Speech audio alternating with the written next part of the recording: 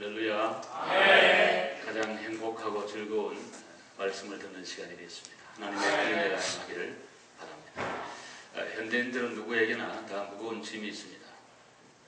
자라나면서부터 사람은 누구나 십자가가 있고 굉장한 스트레스를 받으면서 그렇게 성장을 합니다. 애들이 한국에 태어나면은 공부하느라고 굉장히 수고들을 많이 합니다. 새벽 1시까지 공부하는 것은 보통이고, 모든 자녀들이 학원에 열심히 다녀야 되고, 또 좋은 학교에 가려고 굉장히 애들 많이 있습니다. 좋은 학교 가는 거 굉장히 힘들고요. 또 졸업해도 취직의 보장도 없고, 또 취직에 한들 어떤 그 직장에 대한 안전성이 굉장히 없는 그런 현대입니다. 그래서 많은 사람들이 굉장히 좌절하고요. 또 낙심도 하고 힘들어하는 그런 모습들을 보게 됩니다. 이제 성인이 되어서 또 결혼도 해야 되는데, 결혼이라는 게 그렇게 쉬운 일이 아니고, 남남이 만나서 행복하게 재밌게 산다는 것은 어떤 의미에 더 어렵다고 그렇게 생각합니다. 안 싸우고 정말 재밌게 그렇게 사는 커플이 이 땅에 몇 명이나 있을까, 그런 생각을 하곤 합니다.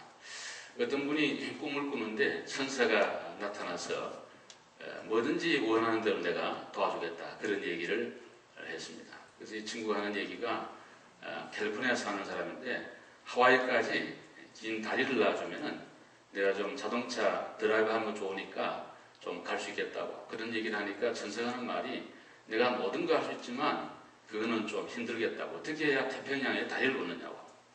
그래요. 그러면 또 다른 거 뭐 하나 제가 요구하겠습니다. 해보라고. 그게 뭐냐? 그것은 내 부인하고 좀 안 싸우고 살도록 천사님 해주십시오. 천사가 한참 생각하더니, 야, 오히려 하와이까지 달아나는 게 쉽겠다. 부인하고 안 싸우게 하는 건 나도 못하겠다. 그런 얘기를 했다는 것입니다.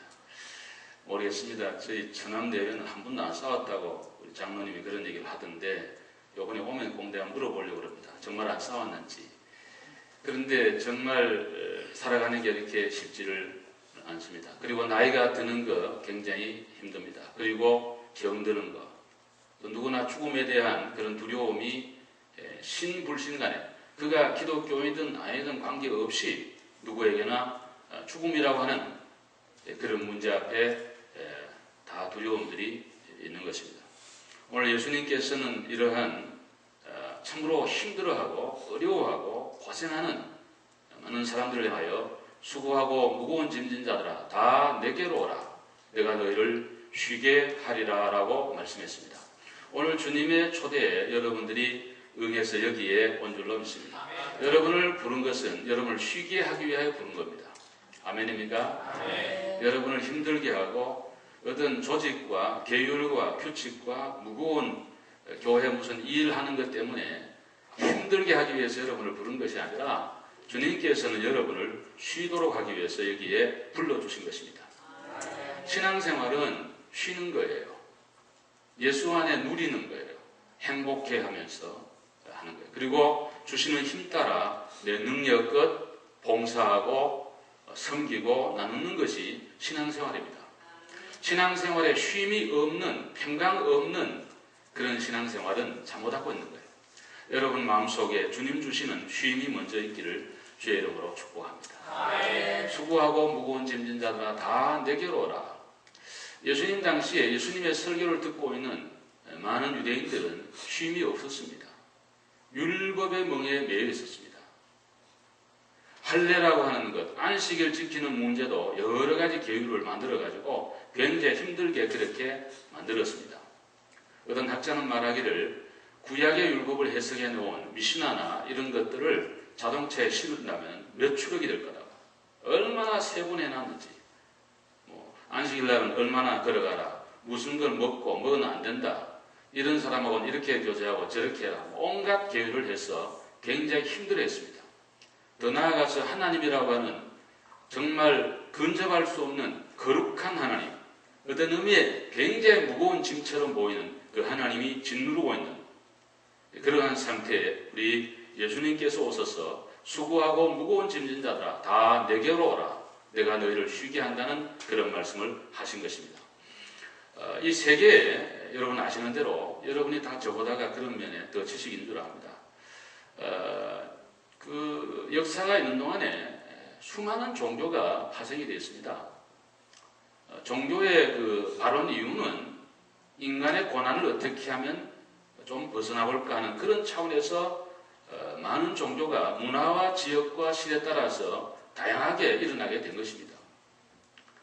모든 종교의 핵심은 평안과 불교에서 말한다면 열반, 니르바나의 세계에 가는 고통도 죽음도 슬픔도 없는 그런 세계에 가는 것이 그들의 최종적인 목적인데 그걸 위해서는 사제 팔정도를 지나 108번대를 벗어나 어찌되든 자력적으로 스스로 노력하고 명상해서 그런 세계에 가라는 거예요.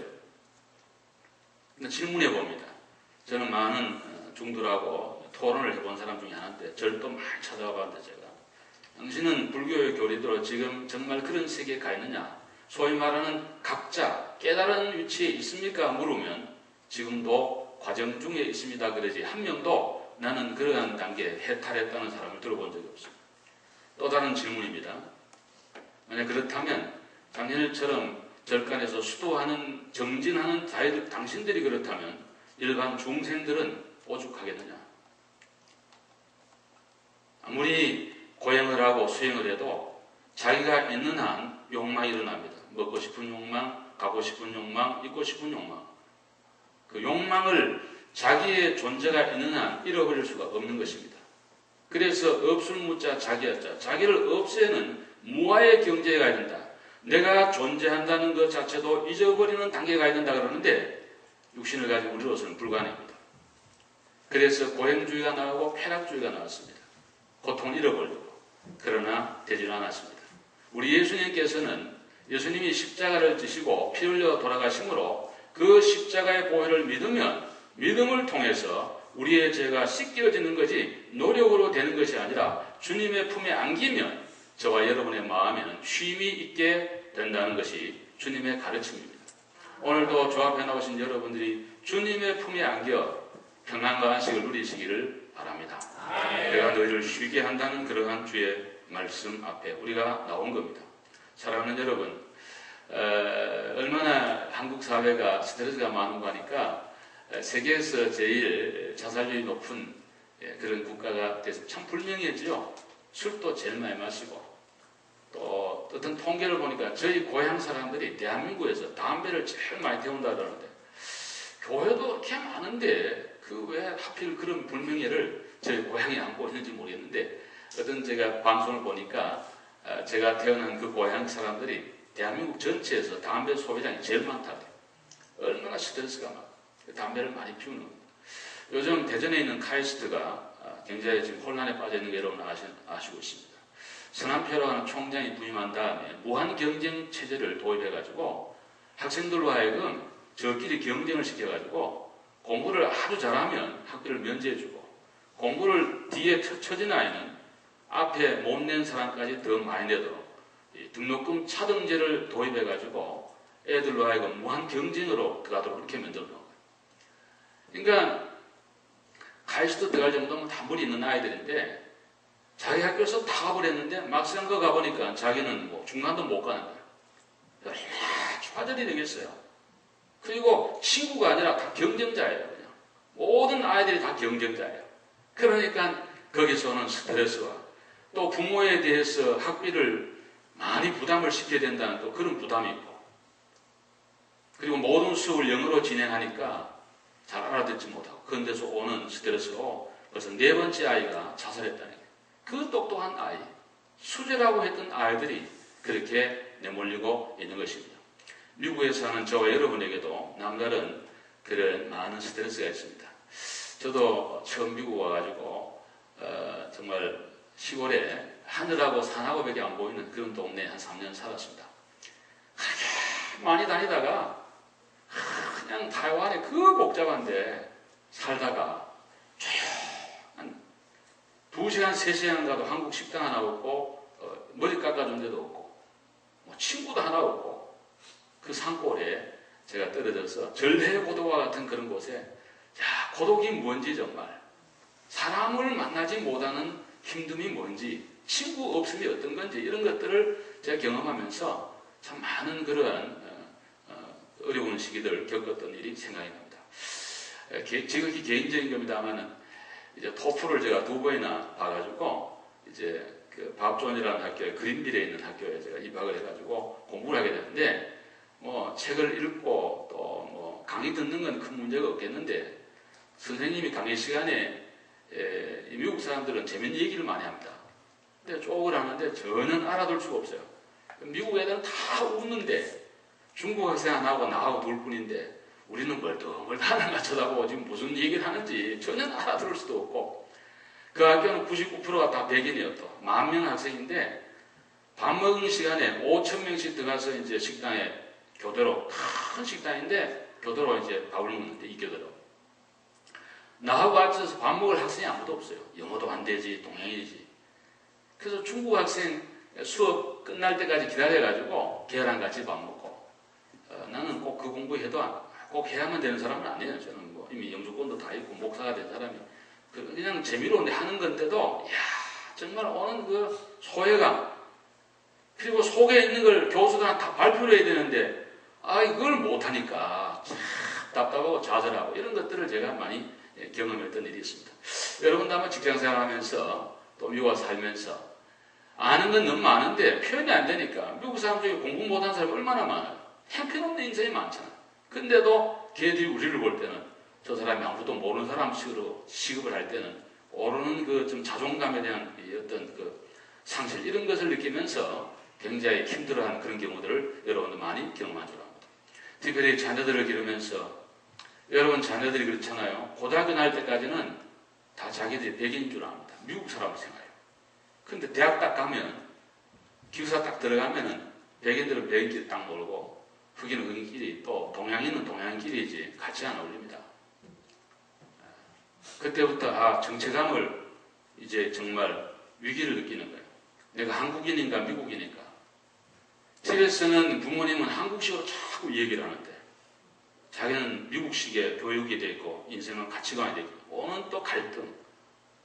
그러니까 부모로서는 이민 와가지고 이렇게 힘들게 일세가 하는데 이세 아이들이 기대치만큼 자라주지 않는 오는 그러한 아픔 그리고 장성에 결혼할 때도 부모 말 듣나요? 다 자기들이 결정하잖아요. 그 오는 그런 거. 그 다음에 이제 더 큰 문제죠.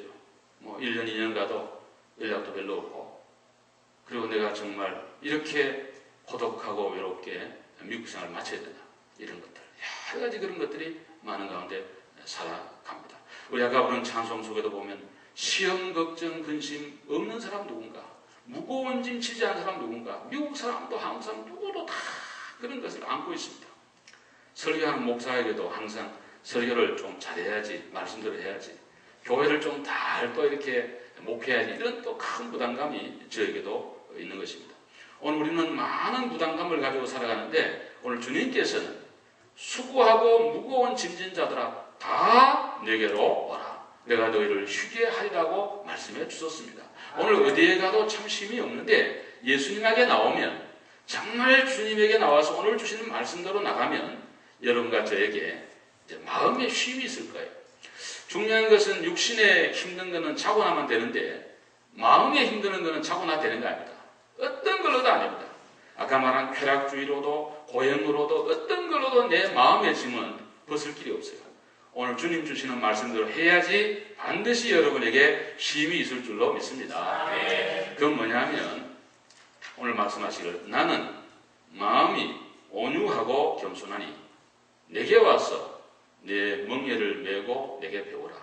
그리하면 내 마음에 쉼이 있다. 이 설교를 수도 없이 들었는데 과연 이게 뭘 의미하는 건가에 대하여 굉장히 제 자신이 많이 고민하면서 오늘 이 설교를 하게 됐습니다. 그렇잖아요. 쉰다 그러는데 멍에를 또 매라 그러잖아요. 멍에를 맨다는 건 힘드는 거예요. 우리 어릴 때 시골에 옛날엔 다치게 지고 니아까 끌고 그렇게 우리 어린 시절을 보냈습니다. 근데 짐을 지고 가다가 좀 중간에 이렇게 쉬면요 그렇게 좋을 수가 없고 집에 가서 그걸 부려놓으면 얼마나 좋은지 해방감에 그 지게 져본 사람은 알아요. 너무 그거는 해방감인 거예요. 너무 기쁜 거예요. 근데 오늘 예수님 말씀은 내게 와서 멍에를 메고 배우라는 거예요. 또 멍에를 메라는 거예요. 그건 무슨 말씀입니까? 인간은 마음대로 막 살고 막 뛰다니고 먹고 싶은 대로 먹고 막 놀고 싶으면 논다고 해서 마음에 쉼이 있는 게 아니라 예수 그리스도에게 예속되고 예수 그리스도라고 하는 분이 나를 지켜주고 그분이 내 멍에가 될 때 그때 참된 마음의 안식이 있다는 그런 의미로 말씀하고 있는 거예요. 기독교는 죄로부터 자유면서 다시 또 주의 법에 자원하여 스스로 매이는 것이 기독교 신앙이에요. 여러분 율법과 복음이 그런 거 아니에요? 우리 율법으로 구원받는 거 아닙니다. 예수를 믿음으로 구원받는 줄로 믿습니다. 그러나 예수를 믿음으로 구원받은 성도는 자원하여 하나님 말씀을 지키는 것입니다. 그것이 성도의 삶이요 복음과 율법의 연관관계예요. 오늘 교인들은 모든 인생은 예수 그리스도에게 매여야 되는데 뭘로 매일 거냐? 온유와 겸손으로 매여라는 거예요. 다른 걸로 율법을 지는 걸로 매는 게 아니고 예수 그리스도의 성품인 온유와 겸손을 마음에 본받으면 내 마음에 쉼이 있다는 거예요. 그러면 겸손이란 뭔가? 우리 일반 도덕적에서 말하는 겸손은 남을 배려하는 것, 또 좀 굽신굽신하는 것, 자기를 낮추는 것, 그 겸손을 얘기합니다. 그러면 성경적 오늘 말씀하는 겸손은 과연 뭔가? 대단히 정의하기 어렵다고 되어 있습니다. 겸손이 뭐냐 물으면 쉽잖아요. 우리 2000년 기도 역사에 겸손을 가장 많이 얘기한 사람이 어거스틴이에요. 그는 이런 얘기를 했습니다. 기독교인의 첫 번째 덕목이 무엇입니까? 예, 겸손입니다. 두 번째는 무엇입니까? 예, 그것도 겸손입니다. 세 번째는 무엇입니까? 그것도 겸손입니다. 또 다른 질문입니다. 그럼 겸손이란 무엇입니까? 어거스틴의 대답입니다. 나는 그걸 잘 대답하기 어렵습니다. 참 어려운 게 겸손의 정의예요. 여러분, 겸손이란 자기 비하도 아니요, 우울증도 아니요, 소극적인 자세도 아니요, 폐쇄적인 그런 것도 아니고 나약한 모습을 갖는 것이 겸손이 아니라 창조주 하나님을 발견하고 그 위대하신 하나님 앞에 자기가 누군가를 깨달으면서 나는 참으로 연약한 죄인이구나 깨닫고 예수 그리스도를 의지함으로 힘과 능력을 얻어서 예수 안에 담대하게 살아가는 것이 겸손이다. 어떻게 보면 겸손한 거하고 교만한 거하고 구별이 잘 안 돼요. 또 자존감하고 교만하고도 구별이 안 돼요. 현대인들은 자존감을 얘기를 많이 합니다. 자존감이 있어야 돼요, 사람이. 어릴 때 부모로부터 격려를 많이 받으면요, 자신감이 생깁니다. 그 어디 가도 당당해요. 그럼 누가 무슨 이 얘기하는 것 때문에 내가 흔들리지 않습니다. 상처를 안 받습니다. 여러분 잘 보세요. 주위를 보시라고. 부부가 아주 화목한 집에 그리고 인격적이고 양친이 잘 이렇게 해서 아이들을 잘 길러서 격려해준 그런 자녀들은요, 어디 가서 당당합니다.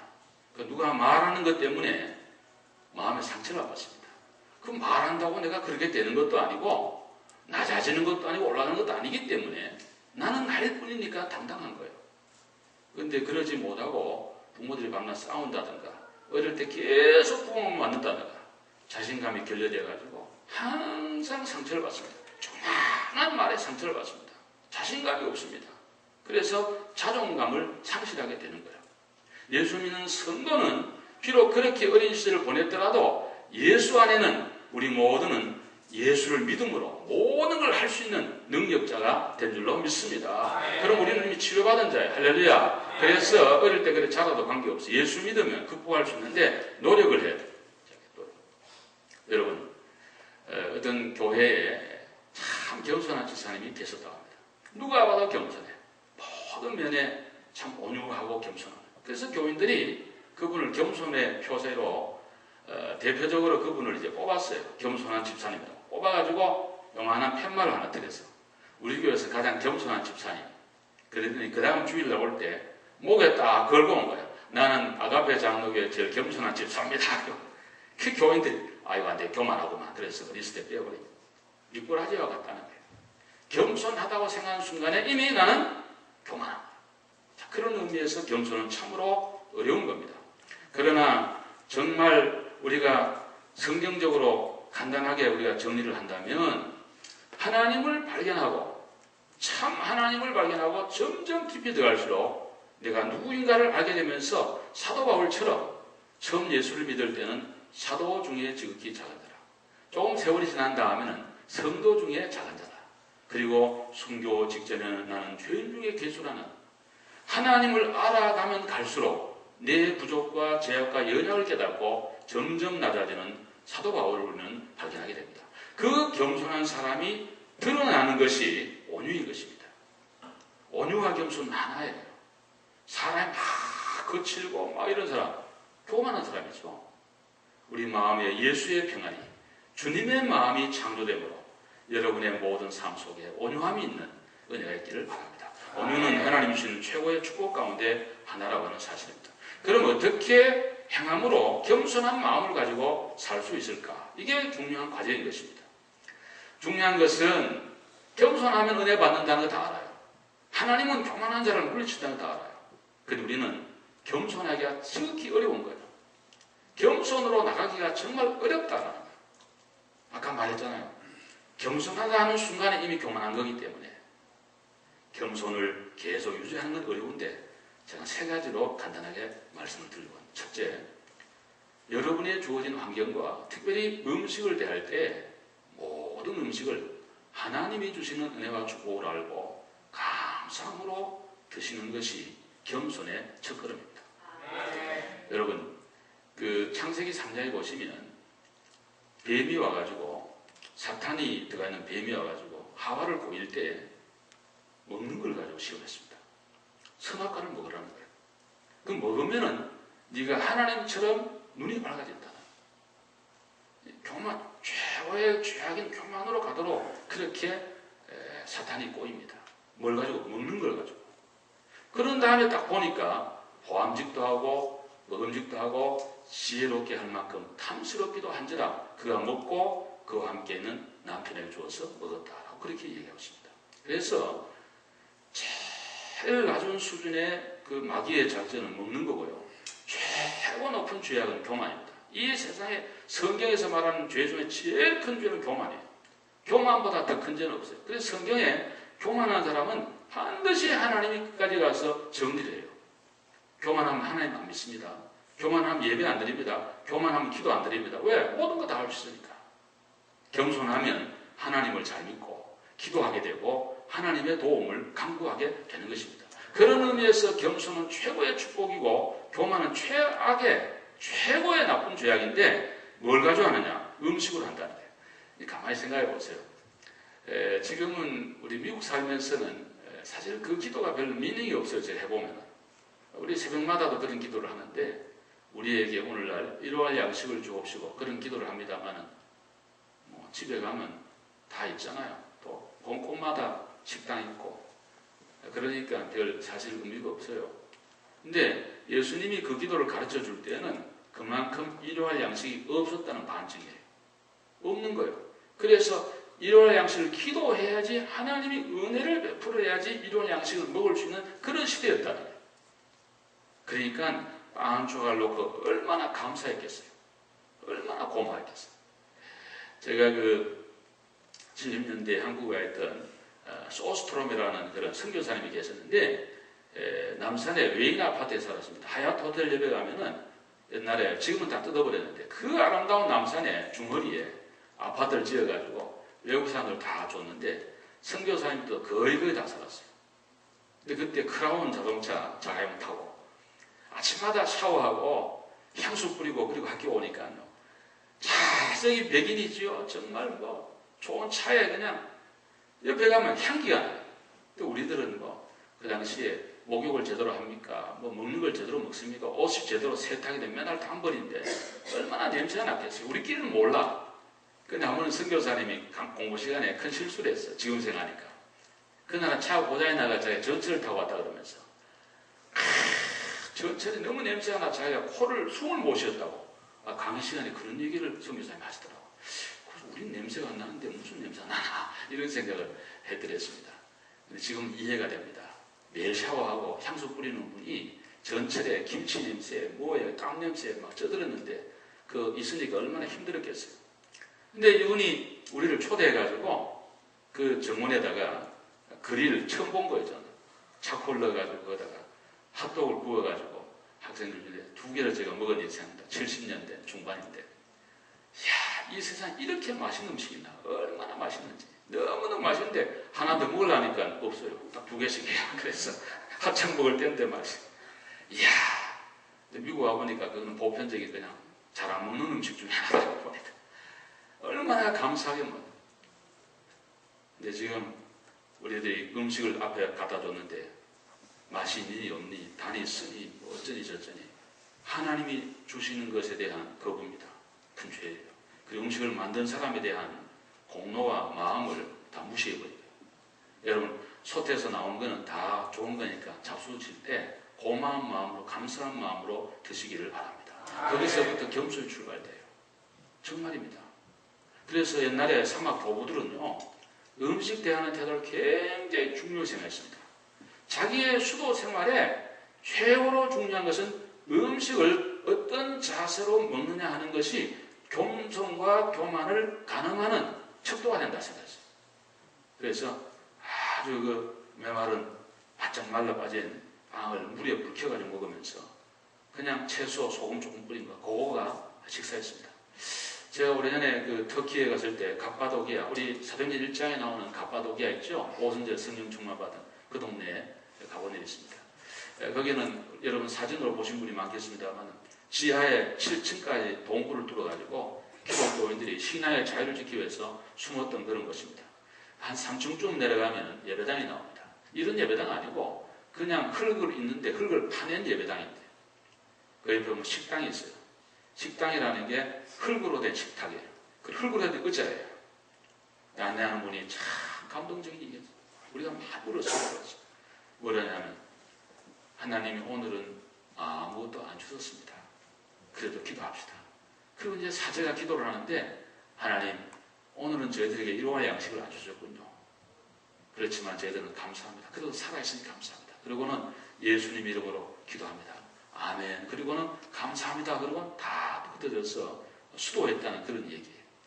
그런 얘기를 듣고 우리 모두가 흙바닥에 꿇어 엎드려서 많이 울면서 회개하고 기도했던 일이 생각이 납니다. 여러분 간단한 음식이지만은 감사함으로 먹으면 침샘에서 효소가 나와서 소화가 잘 되고 우리 몸이 건강하게 될 것입니다. 잠언 17장 1절에 마른 떡 한 조각만 있고도 육선이 집에 가득하고 다투는 보다 낫다 그랬어요. 여러분 마음속에 평화가 있고 감사함으로 먹으면 그것이 복이 되고 건강이 되고 또 내 마음에 이제 겸손함이 출발되는 출발점이 된다는 사실입니다. 또 하나는 자신을 늘 돌아보라는 거예요. 우리가 겸손하려면 자신을 돌아봐야 돼요. 한번 아멘 합시다. 나를 돌아보라. 우리는 언제나 다른 걸 많이 봅니다. 자꾸. 근데 자신의 내면을 성찰하는 시간이 많이 없어요. 여러분 다 바쁘기도 하겠지만은 현대인들의 습관이 그렇게 되어 있어요. 그런데 중요한 것은 기독교인의 삶은 언제나 내 내면을 살펴보는 삶이 기독교인의 삶입니다. 내 영혼의 가난함, 내 영혼의 헐벗음, 내 영혼의 피폐함, 머리에서부터 발끝까지 난 수많은 상처들, 치유함 없이 교회를 하려고 할 때 얼마나 많은 사람을 찌르고 상처내고 괴로워하고 나도 힘들고 그런 경우가 얼마나 많습니다. 여러분 우리가 설령 그대가 모든 것을 이루었다 할지라도 여러분 스스로가 위대하다고는 생각하지 마십시오. 외적으로 드러난 것과 내 영혼의 상태는 정반대일 경우도 많습니다.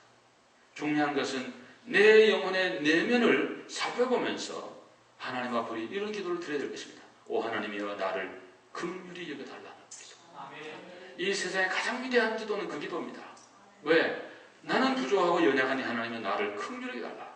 우리 아가베 장로교를 하나님이여 긍휼히 여겨달라는 그런 간절한 열망의 기도가 있을 때 하나님은 긍휼을 베푸시면 모든 것들은 다 순서적으로 필요한 대로 합력하여 선을 이루어 주실 줄로 그렇게 믿습니다. 오늘 그러므로 우리는 하나님 앞에 사람들 앞에 죄송합니다. 용서해 주십시오. 이런 말을 많이 해야 됩니다. 미국 사람들은 습관적이었습니다만 excuse me, I'm sorry 입에 붙었습니다. 우리말로 하면 죄송합니다. 용서해 주십시오. 이런 거 아니에요? 우리는 잘 그런 말 안 합니다. 부부간에도 그런 말을 많이 해야 됩니다. 미안합니다. 죄송합니다. 용서해 주십시오. 교회에서도 미안합니다. 죄송합니다. 용서해 주십시오. 그런 사람 앞에 누가 침뱉으면 누가 싸우려고 그랬어요. 그리고 그런 심령에 얼마나 하나님이 은혜를 주시겠어요. 언제나 우리는 하나님의 교회에서 죄송합니다. 용서해 주십시오. 저도 우리 교우들을 생각하면서 이 말씀을 생각하면서 교우들 앞에 조성스러운 것도 많고 저희 교인들로 하여금 내가 용서를 빌어야 되겠구나 그런 생각도 가져왔습니다. 죄송합니다. 용서해 주십시오. 항상 그런 마음, 그 마음은 겸손한 마음이고 그 마음에 항상 쉼이 있습니다. 근데 마음이 막 높아가지고 막 나는 이런 데만 저 왜 저런가 이러가 자꾸 이러면은 내 마음에 쉼이 없습니다. 믿으시면 합시다. 우리 마음에 이런 마음이 있기를 바랍니다. 또 하나는 절대로 남을 비판하면 안 됩니다. 우리 현대인들은 비판에 아주 익숙해 있습니다. 목사를 비롯하여 우리 모두가 판단하는 데 아주 빠릅니다. 제가 가만히 생각해 보니까 신학교 다닐 때 그 한 클래스는 비판하는 시간이 있습니다. 설교학 시간이라고 했는데 3년간 하는 건데 이론도 배우고 마지막에는 3학년 때는 설교 실습을 합니다. 10분씩 딱 주어가지고 설명씩 나와 하라고 그러고는 나머지 이제 친구들이 클래스메이트가 끝나거나 막 가차없이 비판을 하는 거예요. 막 쉽게 말해서 막 그게 설교냐 그러고 막 그래가지고 네가 목사 되겠냐 그러고 어떤 사람은 심지어요. 야, 몇 장순 해먹어라 이러면서 막 비판했던 일이 생각납니다.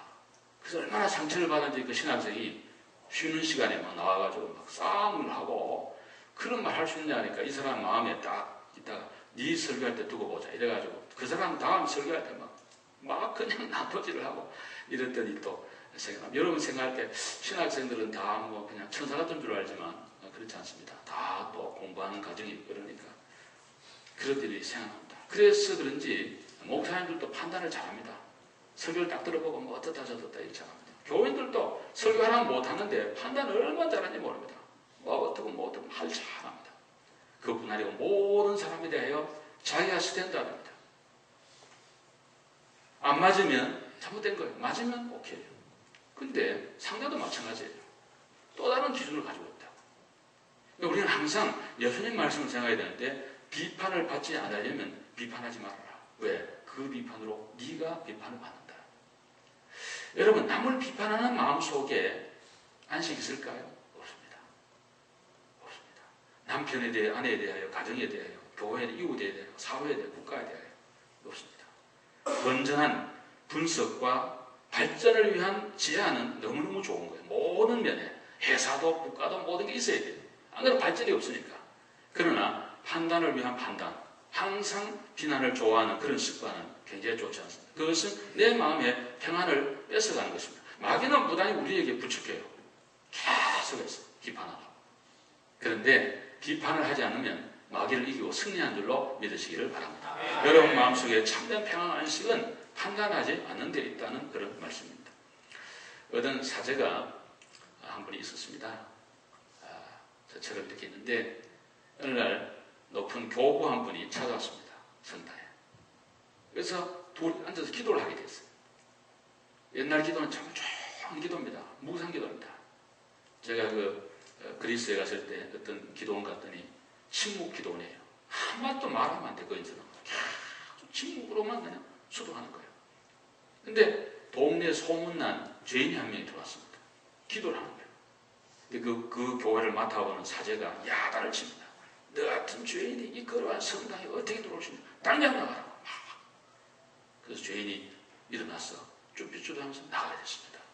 옆에 같이 기도하던 교부도 일어나서 나갑니다. 아니, 스승님 왜 나가십니까?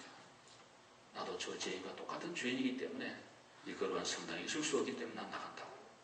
그래서 이 사제가 큰 충격을 받고 그 뒤에 그는 참으로 주님 말씀은 다 내게 오라 그랬죠. 다. 제한이 없잖아요. 예수에게 나오는 것은 오늘 이 시대로 말하면 교회 오는 거예요. 교회 안에는 누구든지 올 수 있는 것입니다. 믿으시면 아멘 합시다. 문턱이 있으면 안 됩니다. 제한이 있으면 안 됩니다. 누구나 와서 예수 믿고 하나님의 자녀될 수 있고 은혜 받을 수 있는 것이 하나님의 몸된 교회인데 우리 교회가 그렇게 됐으면 참 좋겠습니다. 얼마나 좋습니까? 그래야 저도 있고 여러분도 있고 우리 모두가 있을 수 있지 않겠어요? 우리 모두는 다 죄인이니까.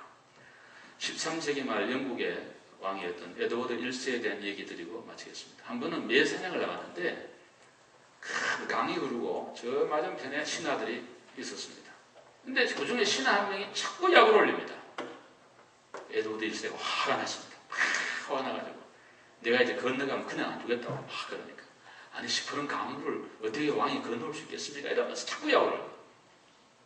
근데 왕이 말을 타고 말을 몰아가지고 그 흘러가는 급류가 흐르는 강을 막 건너갑니다. 떠내려가면서도 건너갑니다.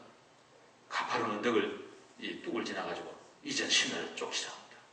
신하는 올라가지고 도망을 가는데 그냥 정신이 없이 막 도망을 막 가는데 왕을 당할 수 없거든요. 얼른 말에서 내려가지고 무릎을 딱 꿇고 그리고 목을 내밀면서 왕이여 마음대로 하십시오. 근데 왕의 마음이 눈 녹듯이 녹은 거예요. 그래서 신하를 안아줬다는 그런 얘기입니다.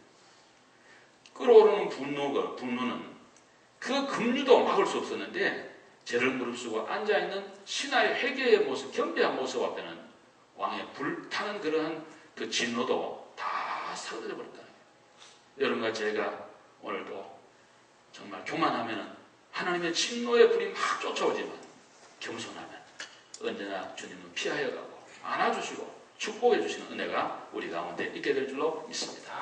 사랑하는 여러분, 저도 그 여러분들과 다 마음이 쉼이 필요합니다. 주님 앞에 나와서 온유와 겸손을 내심으로 우리 모두 참된 쉼이 있는 여러분 되시기를 주님의 이름으로 축원합니다.